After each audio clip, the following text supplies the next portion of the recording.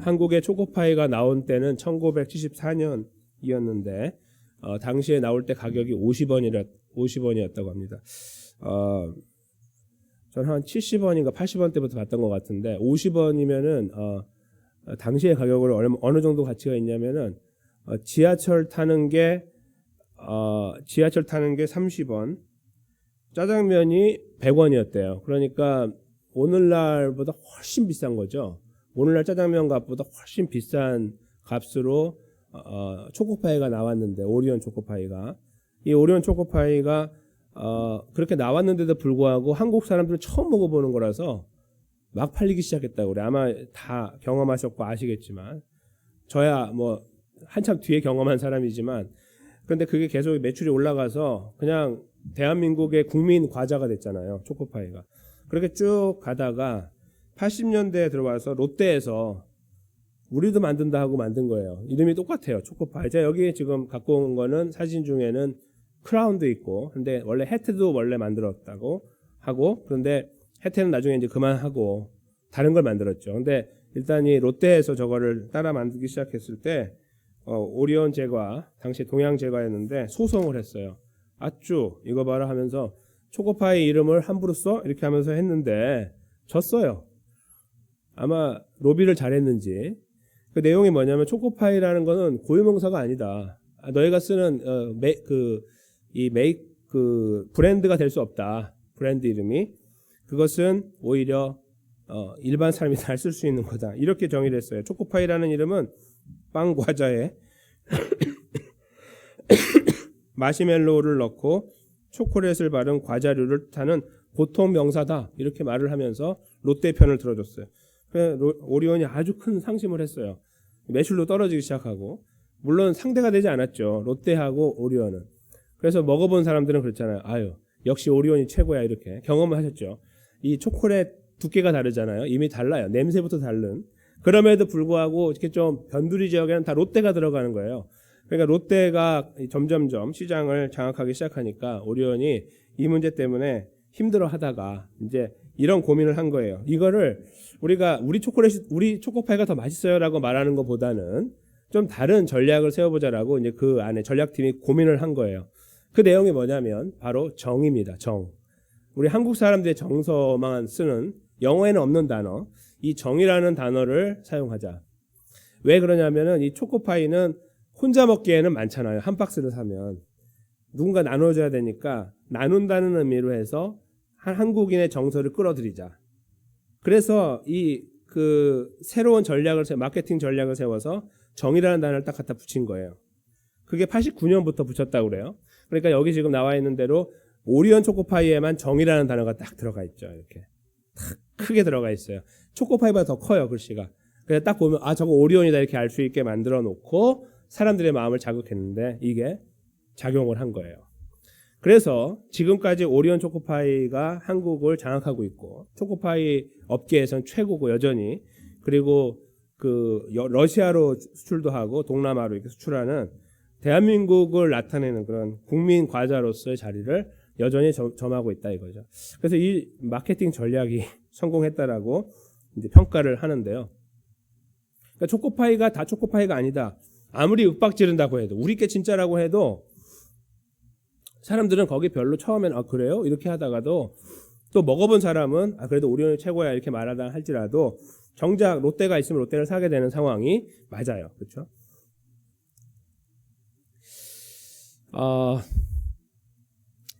근데 저는 이 초코파이 이야기가 우리 기독교의 기도하고 똑같다고 생각이 들어요. 여러분들 들어보셨지만 교회 밖에도 기도가 있습니다. 그렇죠? 이렇게 뭐 가까운 사람들끼리 이렇게 간절한 마음을 나타낼 때 내가 기도하겠습니다. 이렇게 말해요.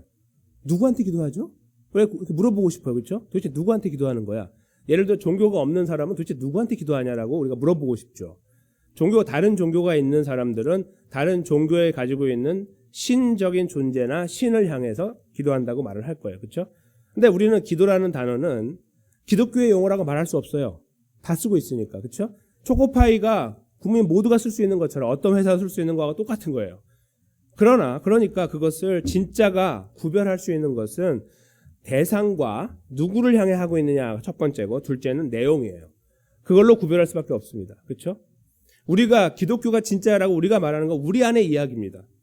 그걸 가지고 밖에서 말한다면은 저 사람은 너무 한쪽으로 쏠려 있다라고 말할 뿐입니다. 그렇죠?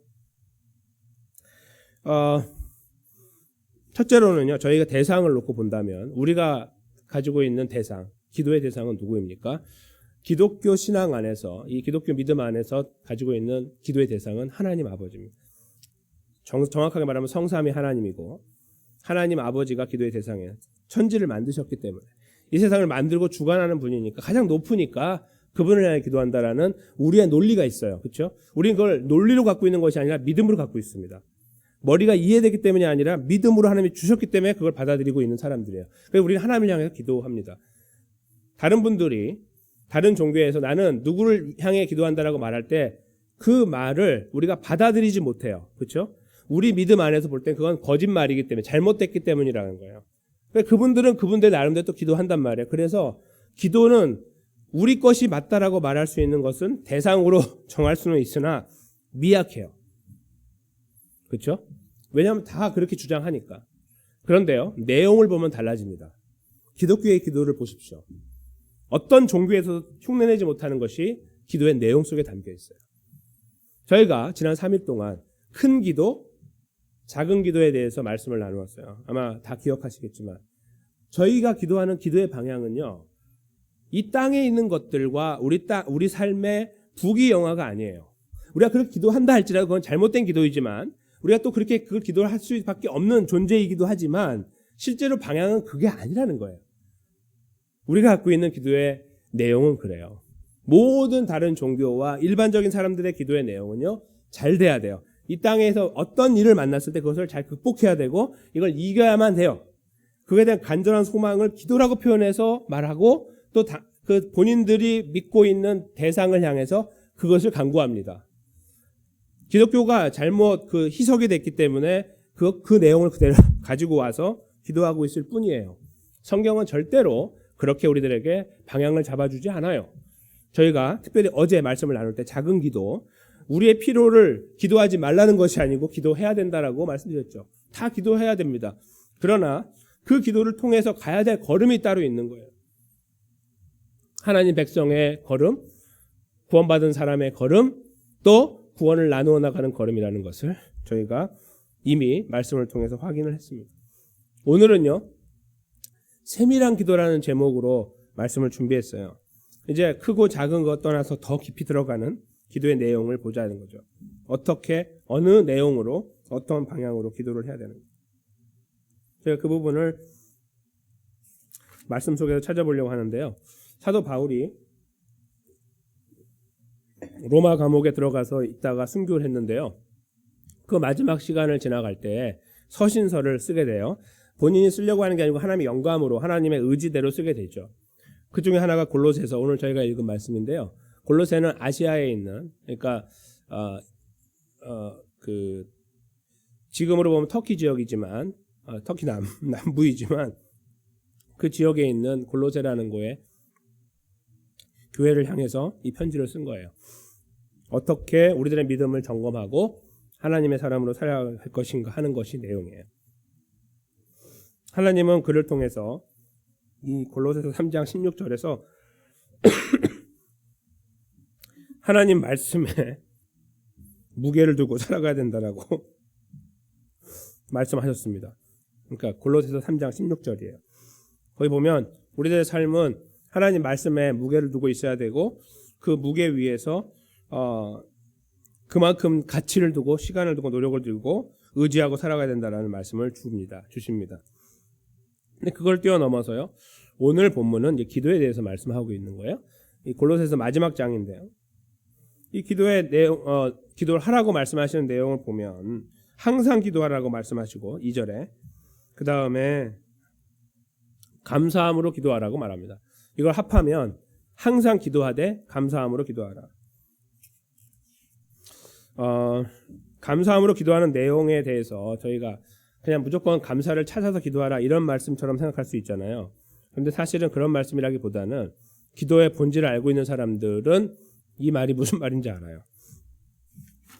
제가 지금 여기 앞에 다시 적어드린 말씀 한 곳이 있는데요. 요한계시록 8장이거든요. 3절과 4절인데 한번 말씀을 같이 읽어봤으면 좋겠어요. 또박또박 우리 한 목소리로 읽겠습니다.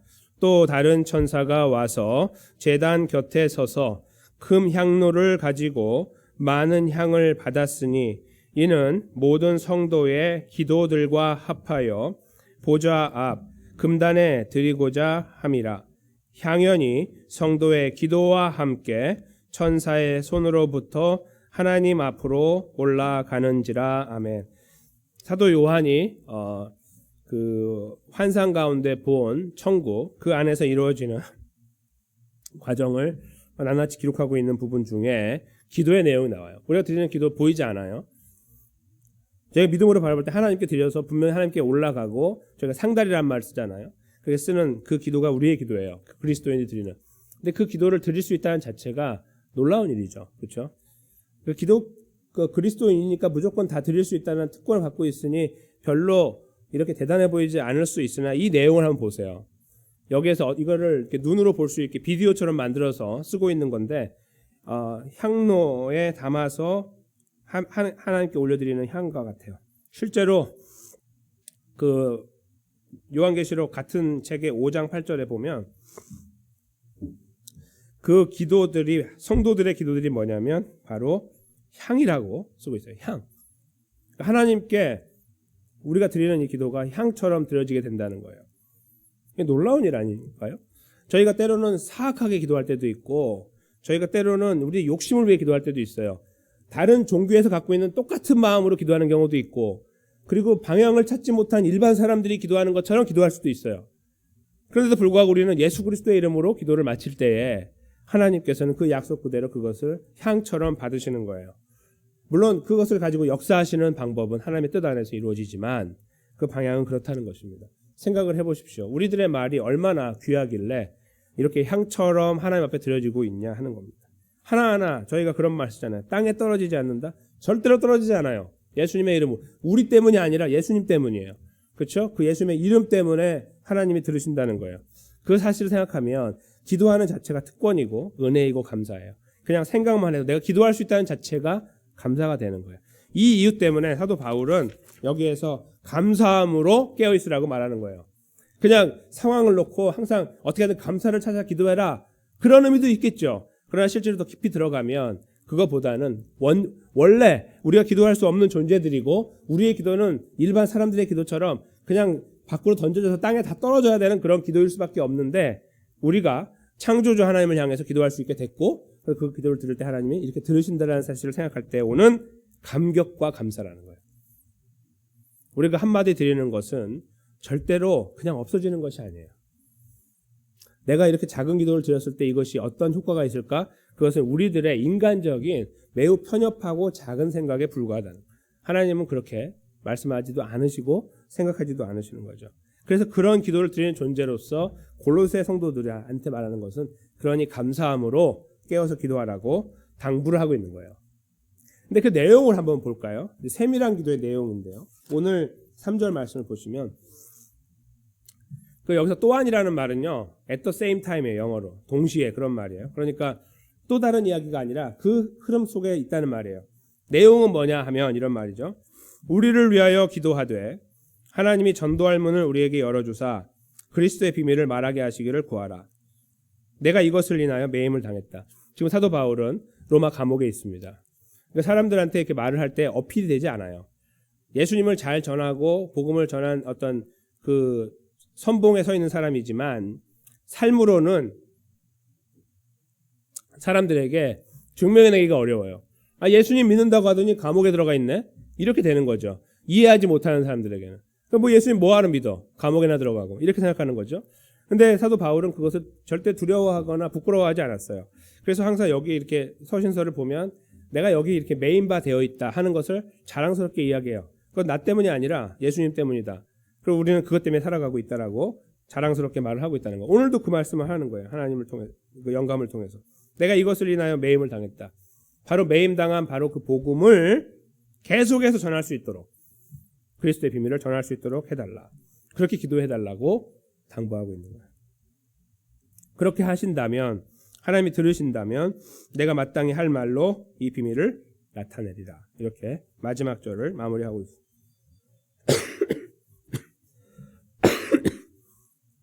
사도 바울은 감옥에 있을 때 저희가 생각하는 것처럼 이렇게 그 폐쇄된 공간에 있던 것이 아니라 그 밖에 오는 사람들을 만날 수 있는 뭐 이제 어떤 그 교도소 같은 데가 있다면 위병소 같은 데 이렇게 모여 있는데 그 들어가는 입구가 어떤 이런 데 있었을 가능성으로 생각을 해요. 사람들이 왔다 갔다 하고 볼 수 있고 그래서 거기서 복음을 마음껏 전할 수 있었어요. 그래서 황제 가정도 예수님을 믿었죠. 거기서 이제 그런 식으로 그 복음을 전할 수 있었는데 거기에는 혼자 있는 게 아니라 누가를 포함해서 의사였던 누가가 그의 건강을 책임지고 옆에 있을 뿐만 아니라 많은 사람들이 옆에 서포트를 했어요. 그러니까 사실은 사도 바울에게 실제적인 필요는요 돈이에요. 돈이 있으면 나누어주고 이들을 먹일 수가 있어요. 이들이 지금 일을 안 하고 있으니까 그렇죠? 생업을 못 하니까 그걸 해줄 수가 있고 동시에 지나가는 사람에게 복음을 전할 때 빵 하나 줄 수 있는 거예요. 그래서 굉장히 유용하게 쓸 수 있어요. 실제로 그래서 그 빌립보 교회를 통해서 받을 때 그걸 굉장히 기뻐했어요. 고맙다고 하고 이걸 가지고 내가 그렇게 하겠다고 하면서 했던 표현을 저희가 알고 있어요. 그런데 골로새 그 교회를 통해서 향해서도 저 빌립보 교회가 그렇게 하는데 너희도 좀 생각 없냐? 뭐 이렇게 물어볼 수도 있죠. 근데 그렇게 하지 않고 그들이 자발적으로 하느냐 안 하느냐에 따라 그냥 놔두는 거예요. 근데 그건 놔두지만 골로새 교회를 향해서 지금 향하는 이 마지막 부분의 내용은 기도예요. 보이지 않는 기도. 기도하라 이거예요. 저에게는 어쩌면은 너무나 이 기도라는 단어가 가치가 많이 떨어져 있는지도 모르지만 그건 우리의 잘못이에요. 기도 자체가 문제가 있는 게 아니라 우리 인식이 잘못됐기 때문이지만 당시에 사도 바울의 머릿속에 기도보다 중요한 것이 없다는 것을 확인한 거죠. 그래서 어떤 것을 서포트 받기보다는 기도로 서포트하라 이것을 간곡하게 부탁을 하고 있는 거예요. 사도 바울이 가지고 있는 복음을 향한 일편단심이 얼마나 뜨거웠는지도 저희가 느낄 수가 있어요. 그의 필요를 다 뒤로 하고 복음 하나 때문에 모든 것을 걸려고 하는 그런 그 간절한 마음이 느껴지는 거예요. 그들은 저희하고 달랐던 사람이에요. 첫째로는 특별히 사도 바울은 사도였기 때문에 달라요. 초대교회에 처음 하나님께서 이 역할을 통해서 교회를 세우신 이후 더 이상 이 역할을 저희가 담당하지 않아요. 왜냐하면 저희들에게는 완성된 말씀이 있기 때문이에요. 요한계시록 말씀처럼 말씀에 한 자도 더하면 안 되고 한 자도 빼면 안 돼요. 이것이 finish된 완전히 complete된 말씀이기 때문이에요. 더 이상 누구를 통해서 필요 없어요. 말씀을 통해 모든 것이 완결됐기 때문이죠. 그래서 그런 의미에서 우리가 달라요. 사도 바울과. 그러나 제가 말씀드린 것처럼 그 옆에 있던 사람들을 생각할 때 이야기가 달라지는 거죠. 즉 그 옆에 따라갔던 사람들, 함께 그 걸음을 걷고 있던 사람들도 우리하고 똑같은 사람이에요. 그냥 똑같은 성도라고 할 때에 여기에 공통 분모가 생겨요. 그것은 뭐냐면 사도 바울을 통해 보이는 이 아름다운 복음에 대한 열정이 이들만의 것이 아니어야 된다는 거예요. 우리 모두의 것이어야 된다는 거죠. 왜냐하면 복음이 우리를 살렸기 때문이에요. 예수 그리스도의 십자가 복음이 우리를 살려서 우리를 새로운 존재를 만들고 우리가 드리는 기도가 이 향이 되어져서 하나님께 올라가는 것처럼 이렇게 비주얼라이즈 해가지고 보여주는 것처럼 바로 그러한 역사의 자리에 우리가 서게 된 거예요. 하나님의 은혜로. 이 놀라운 구원을 기억하고 가치를 인정하는 사람은 입을 열고 행동할 때마다 그 가치를 나누고자 하는 열정이 있다는 거예요. 있을 수밖에 없다는 거죠. 우리 안에 없다면 우리가 아직까지 복음의 진정한 가치에 대해서 더 많은 고민을 그 깊은 고민을 하지 않았을 수도 있고 여러 가지 다른 변수들이 있겠지만 그것은 우리 모두가 갖고 있는 공통 분모라는 것입니다. 한 방향을 향해 가는 거예요. 즉 복음이라는 것입니다. 기도의 내용을 말한다면 복음을 향해 사는 거예요. 복음을 위해 사는 거예요. 우리가 이번 2023년에 붙잡고 있는 표어가 무엇입니까? 소망을 힘있게 나누는 교회. 저 소망의 본질이 무엇입니까? 예수님의 십자가 복음이에요. 거기에 우리의 생명이 달려있음을 우리가 믿고 그것을 나누는 겁니다. 그래서 우리는 마치 복음을 전하는 삶에 더 많이 매진해야 된다고 생각할 수도 있으나 조금 더 깊이 생각하면 저희가 늘 생각하는 것처럼 우리의 말과 행동과 마음과 생각으로 복음을 살아내야 됩니다. 이 부분을 저희가 한 귀로 듣고 한 귀로 흘러서는 안 됩니다. 적어도 여기 계신 분들, 가정에서 지금 현재 이 시간에 깨어서 예배하시는 분들은, 그렇게 열정을 가지고 주님 앞에 무릎 꿇는 분들은 더더욱 그렇습니다. 앞에 있기 때문이죠. 그것이 무엇입니까? 우리가 그리스도인답게 살아가는데 더 힘을 다해야 된다는 것이고, 그것을 위해 기도해야 된다는 거예요. 즉 이렇게 특별하게 모여서 기도할 때 많은 기도의 제목들이 있어 다 기도하셔야 되지만, 항상 우리 마음을 조금 더 불편하게 만들고 누르고 있고 우리들의 마음에 뭔가 이렇게 조금 더 좋은 부담으로 남아 있어야 되는 것은 우리들의 삶에 대한 고민이어야 된다는 거예요. 눈만 감으면 그 부분이 고민돼야 되고, 어떻게 하든 더 잘할 수 있을까를 생각해야 된다. 사도 바울이 지금 내 상황은 둘째치고 내 삶을 통해서 어떻게 하든지 그리스도의 복음이 전달되도록 기도를 부탁한다. 눈만 뜨면 그 생각이고 그 말을 하고 있는 사도 바울의 열정들이 고스란히 저희들의 마음속에도 담겨야 된다는 거예요. 왜냐하면 우리도 삶을 통해 복음을 전하는 선교사니까요.